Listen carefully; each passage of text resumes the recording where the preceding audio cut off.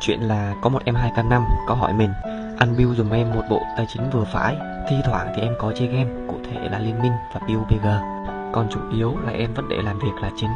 Anh có bộ nào không? Giới thiệu cho em với. À mà quên, mà nên là phải nét xí nha anh. Có thì xí em đặt cọc rồi sáng mai anh giao cho em liền. Ok nha em ơi, vậy em tham khảo thử mẫu này nha. Game Liên Minh của em luôn em ơi. Chạy mượt nha, một mình cân 4 nhưng mà tem họ chứ không phải ăn. Vẫn rất là chuyên nghiệp như tuyển thủ quốc gia. PUBG luôn em ơi. Chiêu trò núp lùm chạy bo, nói ăn là số 2, không ai là số 1. Vẫn chạy rất mượt nha em ơi. Cầm M416, mọi đối thủ nghe đến tên ăn là phải khiếp sợ. Và cuối cùng là tổng kết full bộ cho em nha. Full bộ này hơn 5 củ xí là em có bộ chơi game ngon rồi nhé. Full bộ set trắng như thế này đây, mà nên nét đáp ứng đủ cho em vừa chơi game vừa làm việc là ngon rồi nhá.